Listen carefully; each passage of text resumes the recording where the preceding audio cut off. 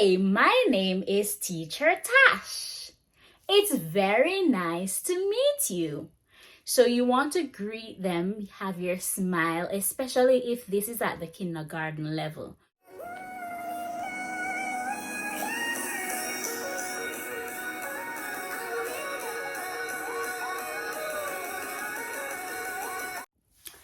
Hey guys, welcome back to my channel. Welcome if it's your first time here. Welcome and join the family by subscribing. I hope you will enjoy and you have been enjoying the content so far. Definitely appreciate your support. So in today's video, I will be discussing, a general idea of what an ESL lesson flow looks like. Now, this is especially to give persons who are not teacher trained or familiar with teaching ESL, especially in a China context, an idea of what to expect. Now, a disclaimer, things will be added to this depending on the school and whatever requirements they have. But in a very general sense, this would be the flow of teaching English here in China. Now, you want to ensure that you first of all start a lesson or an interaction with your greetings, right? You greet the children. Hey, my name is Teacher Tash. It's very nice to meet you. So you want to greet them, have your smile, especially if this is at the kindergarten level. Primary schoolers too, you can be like this, but you're not going to always need to be as, bubbly, but it still helps to be upbeat, all right? So you first start with your greetings and introduction, then you do your warm-up. No, the warm-up can be in the form of any action. Stand up, sit down, stand up, turn around. So it can be actions, it can be through songs, whether it be how's the weather, how's the weather, how's the weather today? Is it sunny? Is it rainy? Is it cloudy? So you can do those, right? After doing a warm-up, you do daily talk, right? Or during your warm-up, you can be actually teaching daily talk. So I use the song How's the Weather? You after singing this song, because there's a recorded song with the cartoon that you can have played, and the students watch it at first, and then afterwards you guys go through the action and the sentences. How's the weather today? It is sunny.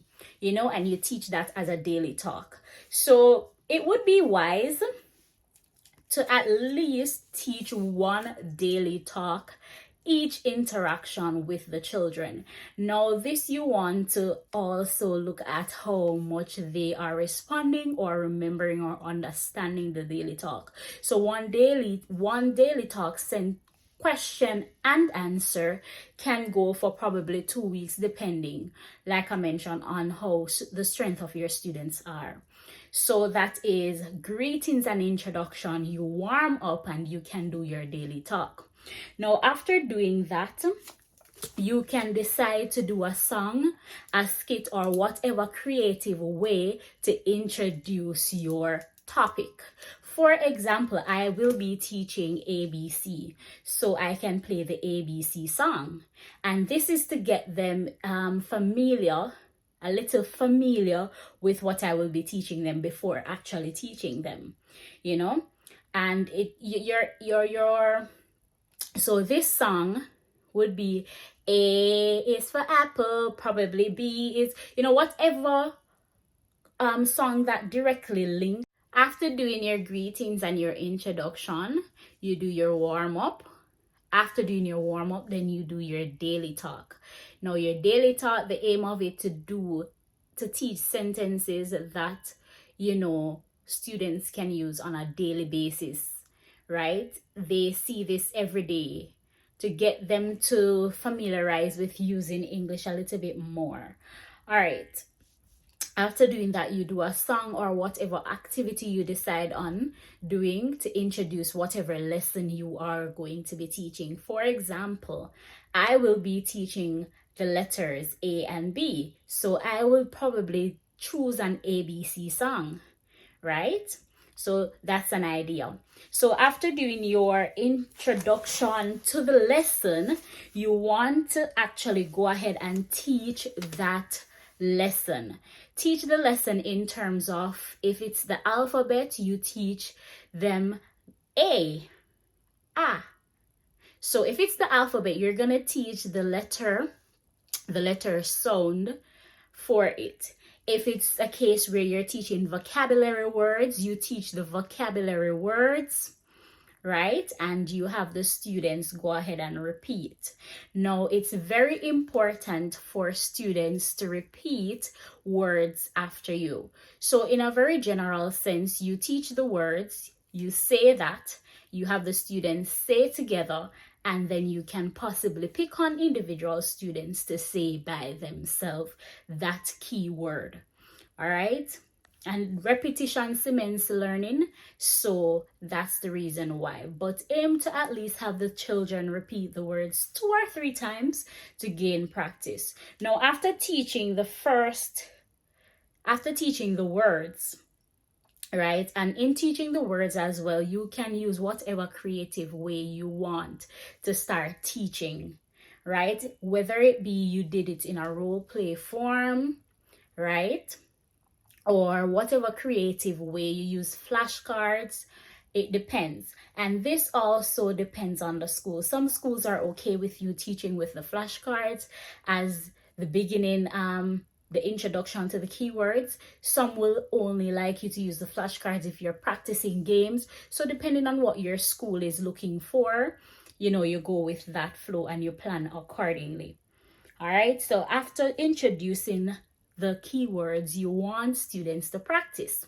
Now, especially with kindergarten students and also with primary schoolers, you would use a lot of game. Kindergarten more so a lot of games than anything, because they are at the very much playful stage of their life. So to get them to learn and be a little distracted from how hard learning English can be, you have to incorporate games as well. So what you find is that after teaching the words, you do game number 1. And game number 1 is whatever game you decide.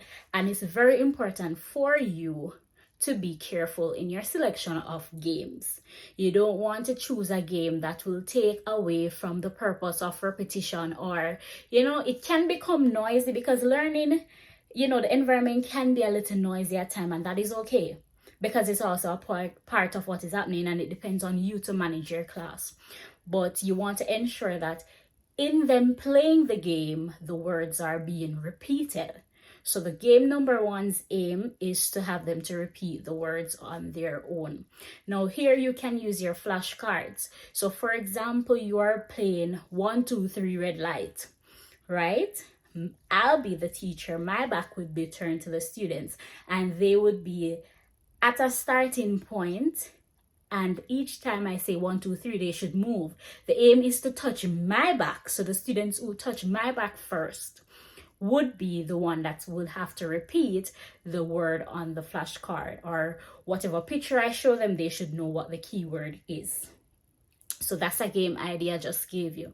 All right. So definitely you want to choose and ensure that they are saying. You have students who will be a bit reluctant. No, I mean, as you get to know your children, you will know what worked for them, how to get them a little bit out of their comfort zone and to be as responsive to you and thing of that sort. It happens over time. So don't worry if this isn't immediately how some children will, react. You do have a mixture of learners, so you have to embrace that idea. So that's game number 1. All right, so after that, for example, you're teaching how's the weather. This is just an example. Might not necessarily be a lesson, or it could be a lesson. So how is the weather? We know that the weather can be rainy, sunny, cloudy, snowy, windy, right? So we know these can be the weather conditions. So this would be the 5 vocabulary words, for example. Now, very important it is, well, depending on your school, your very first lesson might not be one where you need to teach the key sentence. You may just need to start lesson 1 with the key words. And then the next time you meet the students, lesson 2, you review the key words and you teach the sentences. But if it's a case where you're teaching the sentence and the words at once, depending on how fast they are, it's okay. If you're only teaching the keywords, you just do less. You can do game 2, and game 2 again is to have them practice the vocabulary word. In the case where you're doing lesson 2, which means you're reviewing the keywords and also teaching a sentence, then after doing the game, you go ahead and teach the key sentence. Now, in teaching the key sentence, it's very important to put it in a very real context, a very natural context. So that's what we want to ensure. So you can use your teaching assistants or your TAs, right? And you have a dialogue. You do a role play. How's the weather today, Vivi? It is sunny. And you do that. And what you can do is, after doing that, you have your students repeat the question sentence and also the answer sentence to get them familiar with both. They should be able to ask and also answer. Now, a very good activity after teaching this sentence would be what? Role play. You have your students role play. One student asks, one answer, and then you reverse the role, and so on and so forth. So remember, a lesson 1 can only be, I don't want to confuse you. So a lesson 1 can be just words that you're teaching. In that lesson, your aim is to teach the words and have the students repeat the words while using games that interest them as well. But at the end of the day, they should know the words. If it's a lesson where you're teaching the words and also key sentences, you are going to teach first the words, have a practice number 1, which is game number 1. Then you move on to teach the sentence and also have them repeat, and then have game number 2, which is only geared at practicing. Well, game number 2 will be geared at practicing answering the question using the vocabulary words. Very important, you'll have game number 3. Now, game number 3 is where you definitely are practicing again the words and the sentences, but also you are giving the students a bit of independence in trying to remember the question is and what the answer is and how they're to respond. So in a very real sense, you want them to, at this point, you are assessing how much they are comprehending with what you have taught them so far and what they do understand. Now, this might look different in terms of time frame. In your lesson, your class maybe 30 minutes, right? And depending on the amount of students, in a very summative way, an ESL lesson flow looks somewhat like this. Remember, it's a general guide. School will have different things that they may insert at different points. So let's summarize. So the first is your greetings and introduction, if in the case you are just meeting the students. Then you do your warm-up, which can be actions and songs, right? You do your daily talk as well, which can be a sentence that you're teaching because you want to give students a very natural sense of learning English, and the name daily talk. All right, so after doing that, you do an introductory activity or song to the lesson. After doing that, then you go ahead, you teach the vocabulary words for the lesson. After doing so, you go ahead and have students practice with game number 1, practicing those words. Game number 2 is geared at also practicing those words. In the case where you're also teaching sentences, then instead of game number 2, you may teach the sentence here. But say in the case you're only teaching vocabulary words for this lesson, so game number 2 would be right here.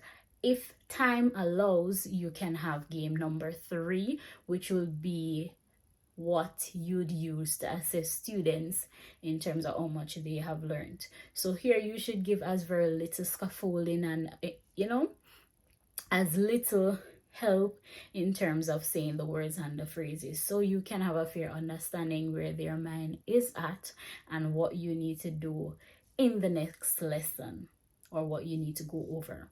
All right, so I hope this was informative for you and gave you insight, especially for persons who are not teacher trained and are not familiar with the flow of an ESL lesson or how it's done in China. So you can definitely be guided by this. So it should give you some idea. All right. Thank you so much for watching.